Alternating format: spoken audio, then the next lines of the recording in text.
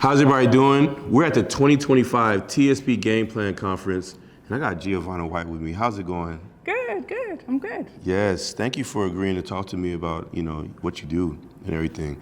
I know that, we've been talking for a long time, and you've been in the nail industry for a long time. Can you talk about how you got started?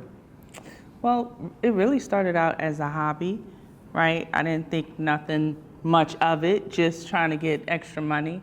But I went to college, I got a couple degrees, and then I worked in corporate for a long time, and then we had the recession in 2008, so I started working at a spa.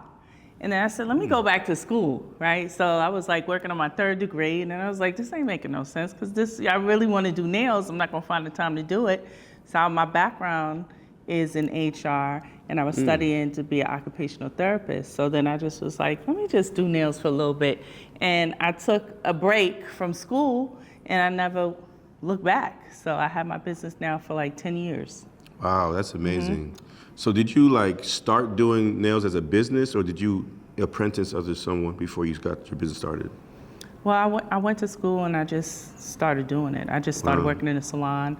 And then at the time I was like, is this really what I want to do? Because in our head, we don't think like we should just, nobody really sees nails as actually making a business or actually making money. Right. But when I decided to do it, I was like, I'm gonna make way more money than an occupational therapist. Right? Like my lowest price point in my salon is $75 an hour. So I was like, even if I was a coda, that's a associate OTR, right? So I was like, even if I was that, I'm still making more money doing nails. So I just kind of built on that once I got in. It started off as nails, and I started off doing lashes, and I kept doing more things, so. I love that. You started your career in nails working in home, right? And now you own a nail salon. Like what made you want to do that, and what made you think it was possible to do that? I don't know. I think it's more so like just confidence level. Yeah. Like I always felt confident in that particular lane. I always felt like if they could do it and they getting money doing what they're doing, I could definitely do it. Right. And I think that's how my mom thought was all the time. Because I was like, there ain't no way. They getting paid doing this. Yeah. I could do it. Yeah. even if I just know a little bit, I could do it better than they can. Right. So I always kept that in the back of my head. So like I was saying, there's this different levels and different industries that you could get into, and one of them is education, and that's another hat that I wear as an educator. I'm approved to provide instruction for apprentices that's getting into the nail industry to help them sit for their state board exams so they could pass it and become nail techs. So that's another stream of income. So outside of being an educator, outside of doing lashes, outside of working in healthcare, so there's multiple streams, and I think people don't really know that. Or they don't see it, so they don't think it's possible. So they just think the traditional, the Asians with the assembly line, and that's how I'm gonna make my money. That's not enough. I can't live off of that. Question: how'd you go from in-house pull-up nail tech to owning a storefront? Because you have that extra overhead to deal with. I don't know. I never really sat at home. I always worked. I started out working in someone's salon. And then I said, okay, this is not the environment, because I was working in a spa environment. So working in a traditional hair salon, the dynamics around the hair salon is different.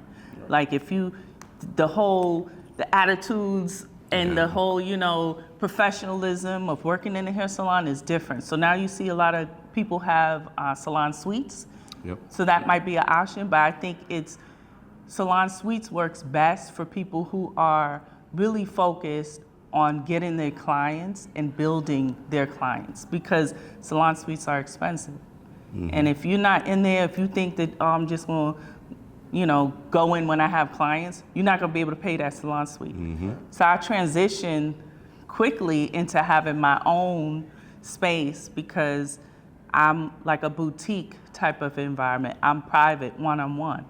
So the type of experience that I offer It's not only I care about your feet, I care about your health, and you gonna pay for that type of service. Right.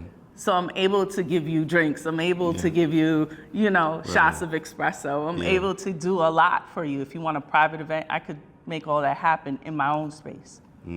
So I don't know if I really ever thought about doing it out of my house, but I don't know if I would recommend. Right. So whenever you moved into your spot, I guess you had to have some money to do everything, right? To decorate, to pay the rent and all that. So did you have money like saved up, I guess, that you used, or like how did that happen? So at the time I was working still. Okay. And then I was doing nails on the side. So I was working at a spa, and then I said, I got booked real quick. Yeah. Real quick, like within 3 months. So I was like, I can't do both. The time I can't, spread myself so thin. So when I stopped working, then people just was like word of mouth. People know that you're there. They know that you're dependable. They see you all the time, so they just come and say, can I book an appointment with you? Right. And I got booked real quick, like within 6 months. Wow. So whenever we think of nails, we think of nail salons that are dominated by the Asian community, which isn't necessarily a bad thing. But why do you think that there's not other ethnicities that do nail salons more? That's interesting. It is. It is dominated by Asian. Maybe 95% is dominated by Asians. 95%. Then it's Caucasians.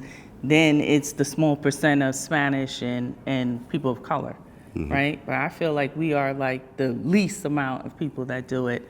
I don't think that women that look like us see it as they could actually make money doing it, right? They just see it as I'm sitting in a salon and that's how I'm getting my clients.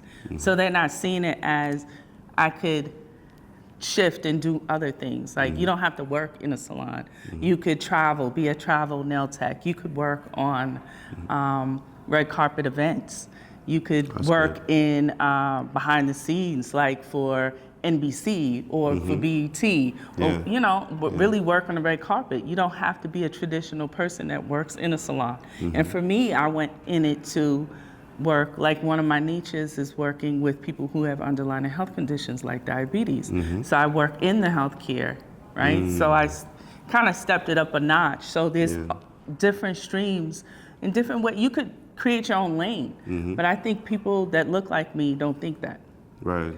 And they really do think because Asians charge so low that they have to compete with those low prices. But I don't charge traditional prices. So. Right. Because it's not really about what you charge, it's the value, right? People will pay for value. And I love how you have a healthcare background and you've merged that with your love of nails, right? And so now you're able to work with a niche of people that will pay your price and value what you bring to the table. What do you think's been the hardest part of being in the industry, of starting a nail business? I think it's like getting a team. For me, it's the struggle of expanding and not doing it all by yourself. Right. And knowing that you can have other people, but then the challenge of, do I want to micromanage people? Do I want to, but then you have to think, like when you're in communities like us, right?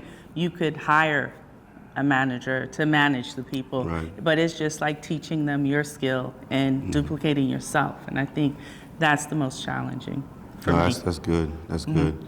Giouvanna, I appreciate you for coming to talk to me, and we definitely do this again. Yeah. Probably a longer sit down, but thank you for coming. You're welcome. Yes.